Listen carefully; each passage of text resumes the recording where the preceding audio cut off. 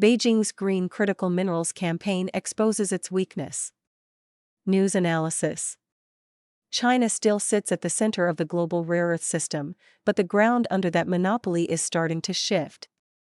When Chinese Premier Li Qiang used the recent G20 summit in South Africa to launch a new green minerals alliance with developing countries, Beijing sold it as a win-win for the global energy transition. Analysts instead saw an anxiety-driven move to shore up a weakening advantage.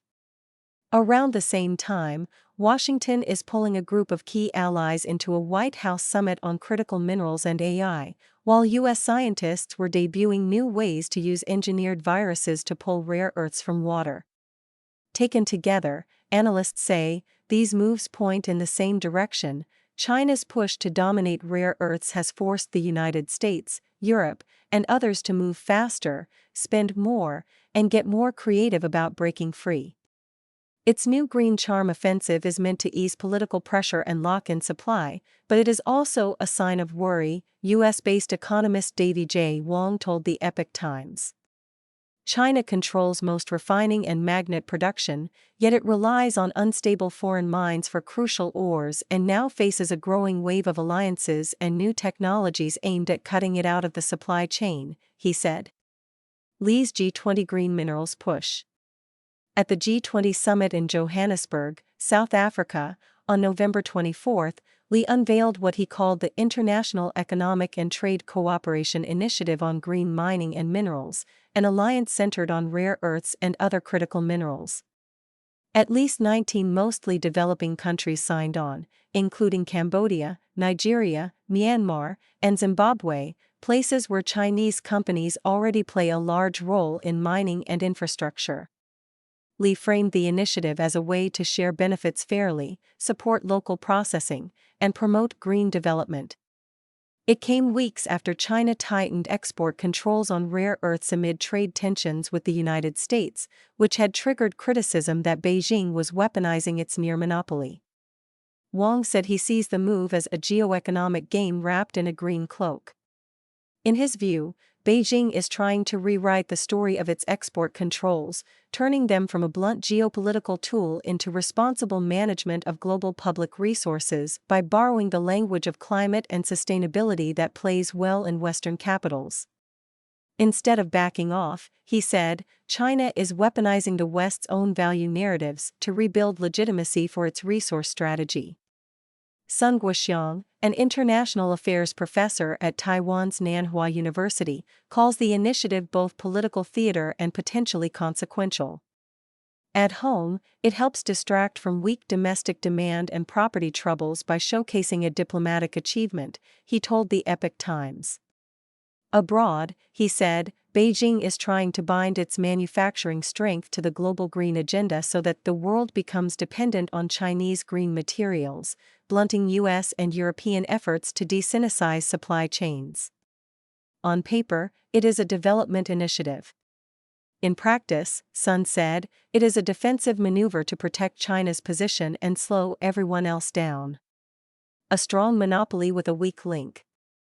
Rare earth production typically involves three main stages: mining the ore, chemically processing it, and manufacturing end products such as magnets and alloys. China currently controls nearly 90% of the processing and manufacturing stages, but only about 60% of the mining. Beijing dominates downstream processing and exports, Wong said, but a significant portion of upstream raw ore is not fully in its hands. A decade ago, China mined almost all the ore it processed. Today, roughly half comes from Myanmar, where civil conflicts and a recent earthquake have choked that flow. Mark Smith, a 30-year industry veteran and chief executive of U.S. miner Neocorp Developments, previously told the Epoch Times. Heavy rare earths such as dysprosium and terbium, vital for high-performance magnets in defense, now increasingly come from northern Myanmar. Studies estimate that about 90% of China's imported heavy rare earth compounds originate there, much of it from areas controlled by ethnic armed groups. When conflict flares, supplies can dry up overnight. Reports have documented sharp drops in Chinese imports and wild price swings when fighting or border closures hit these operations. After the Kachin Independence Army, an ethnic political armed group from northern Myanmar, seized key mining towns in 2024, Beijing shut border crossings, and exports plunged. Smith says China's own landscape bears the scars of decades of intensive mining, water contamination, damaged ground, and general pollution that finally forced tighter regulations and cut domestic ore supply. China, even without the stronger environmental regulations, might not be able to produce enough for its own needs, he said. And they're looking for ways to continue to grow their capability to supply these minerals to the world. That search now stretches across Africa and other regions as Beijing hunts for new deposits. For a party state obsessed with industrial security, this dependence on unstable foreign sources is a serious weakness, Wang said. It helps explain why Beijing is rushing to lock in upstream supplies through political frameworks like Li's G20 initiative. At the same time, Beijing's aggressive export policies have pushed rivals to build their own capacity. The United States, Europe, Australia, Japan, and others have poured money into new mines, separation plants, and magnet factories. Sun describes this as the first real, systemic challenge to China's processing dominance. AI race puts minerals in the crosshairs. The rare earth struggle is now tied directly to the AI race. Bloomberg reported that the United States plans to seek supply chain agreements with 8 key partners: Japan, South Korea, Singapore, the Netherlands, the UK, Israel, the United Arab Emirates, and Australia, covering AI hardware, critical minerals, and semiconductors.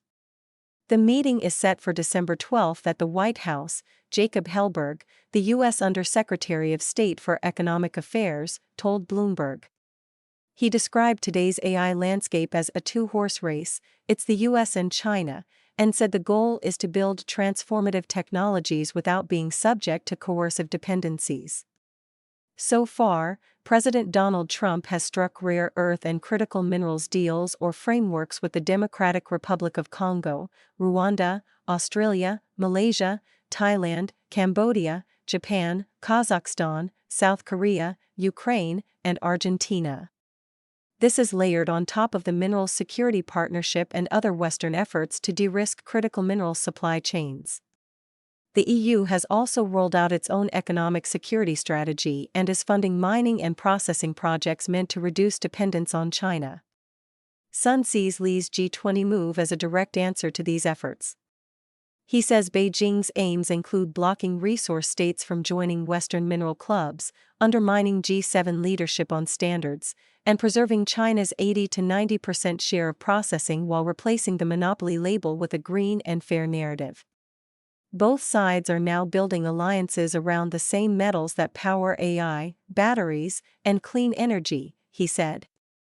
China wants to stay at the center. Its rivals want to build a parallel system that Beijing cannot shut down. Workarounds in the lab. The rare earth contest is also driving new ways of getting the metals without traditional mining.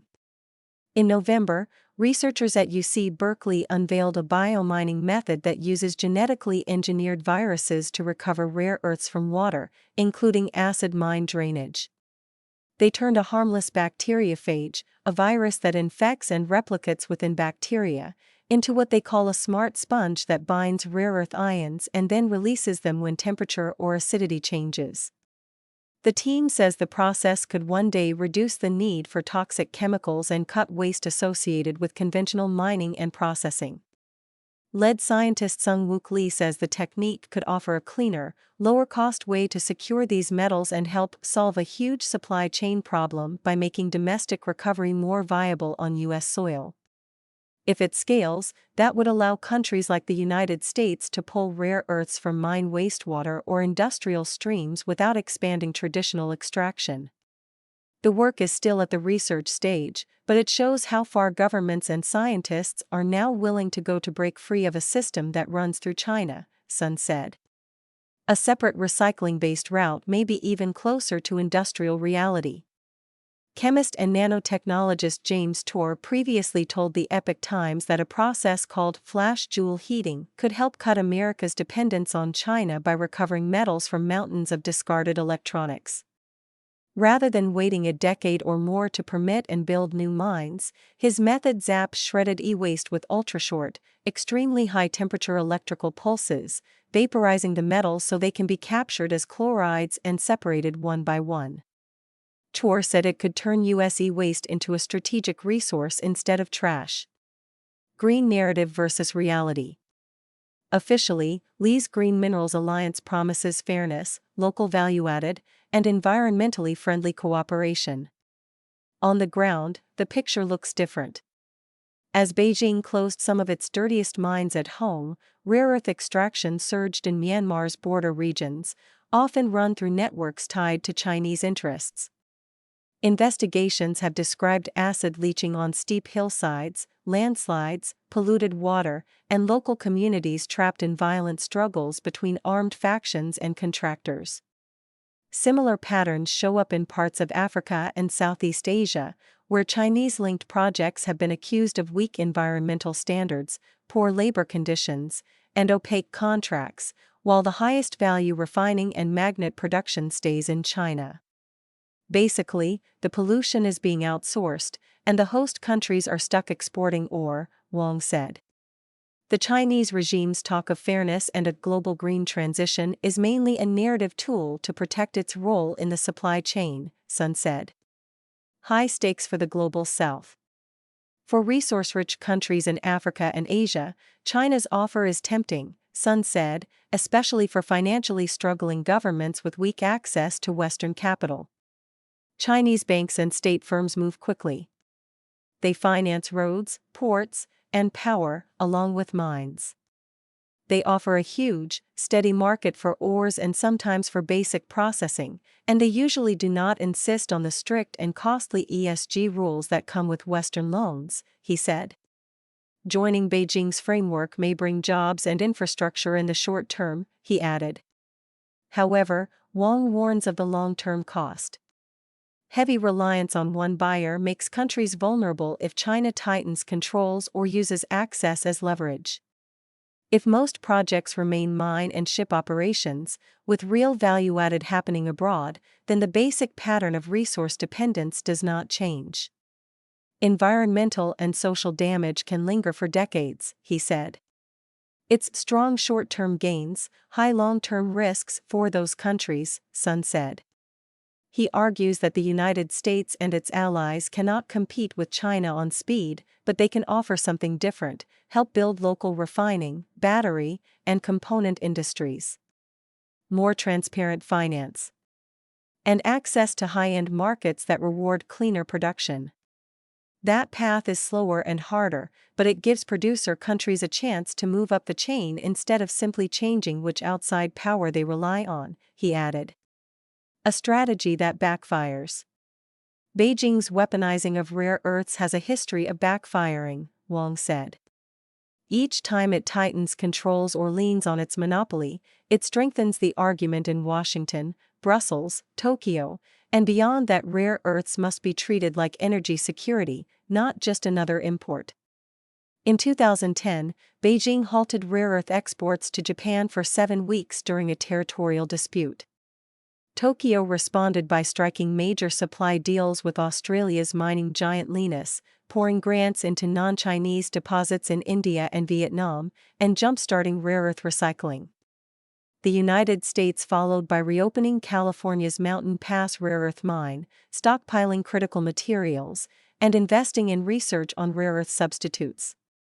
As a result, China's share of global mining production slid from 97.7% in 2010 to about 63% by 2019, according to a Center for Strategic and International Studies report citing U.S. Geological Survey data, even as overall demand kept rising.